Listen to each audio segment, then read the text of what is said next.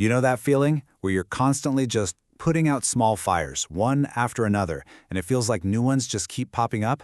Well, today we're going to talk about a mental model that completely flips that script. We're going to move from chasing all those frustrating little details to designing with big, powerful patterns. This quote from Graham Farrar just hits the nail on the head, doesn't it? It perfectly captures what we're talking about today, this hidden danger of getting obsessed with the small stuff while totally missing the big picture that it's all a part of. So, let's start with a really simple picture we can all imagine. You see a weed in your garden. What's your first instinct? You yank it out, right? Of course. But what if pulling that weed is actually the completely wrong thing to do? And this is the question that changes absolutely everything. It makes you just pause for a second before you react. It forces you to ask, hey, is this obvious little problem just a sign of something much, much bigger? You know, this is our default setting. It's how most of us are wired. We see an issue, we fix the issue. See a weed, pull a weed. See a pile of laundry, do the laundry. It's super reactive, it's immediate, and honestly, it's what keeps us trapped in this endless cycle of just maintenance. Okay, so how do we break out of that trap? Well, we learn to zoom out. This is the secret. It's where we shift our perspective from being down on the ground to getting that bird's eye view, so we can finally see what's really going on. All right, let's try it. Let's start our zoom. Picture this. You're down on your hands and knees. All you can see is this one single annoying weed. Your entire world, your whole focus is on getting rid of that thing right now. Okay, now let's pull back a little. Let's stand up, and you see, oh, it wasn't just one weed. It's actually part of this whole corner of the garden that's always kind of messy and overgrown. That single weed, it's just the most obvious symptom of a bigger problem area. And now let's zoom out even further. Imagine you're looking out a second-story window, and suddenly it all just clicks into place. The messy corner is there because a badly designed path forces everyone to cut across the lawn, which packs down the soil and, you guessed it, lets the weeds take over.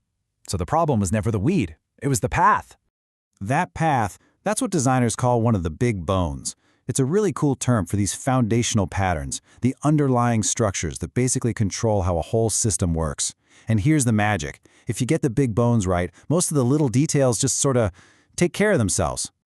So, for a landscape, the big bones are things like, how does water actually flow across this land? Where does the sun hit? Where are the shadows? What's the history of this place?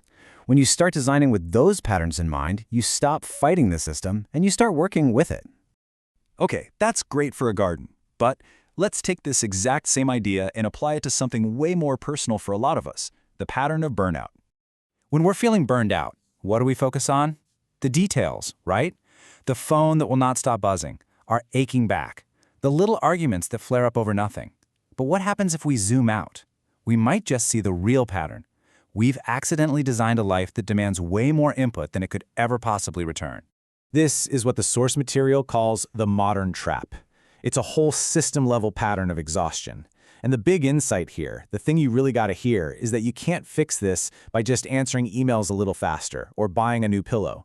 You have to redesign the whole map. And the beauty of thinking this way is that it's not some new trendy business idea. Nope, it's based on the most successful and resilient designer in the history of the universe, nature itself. I mean, think about it. Nature works in patterns because they are just brutally efficient. A branching tree is literally the best possible way to move nutrients. A spiral is the most efficient way to pack seeds into a sunflower. These aren't just pretty designs, they are perfect solutions that have been tested for millions of years. I love this metaphor because it just captures the feeling so perfectly. Trying to fix all the tiny details is like trying to row a boat against a strong tide. It's exhausting.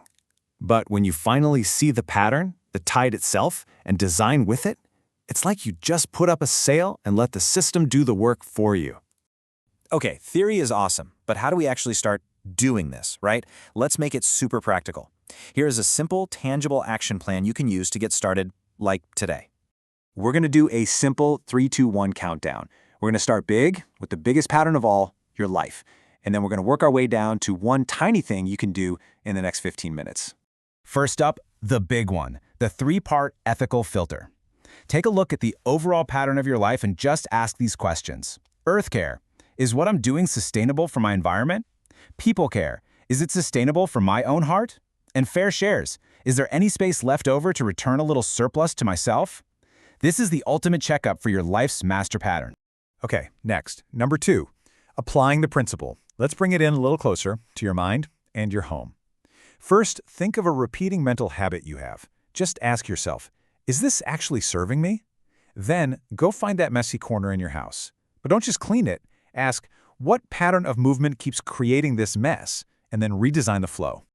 And finally, number 1, the immediate yield. This is your homework, seriously.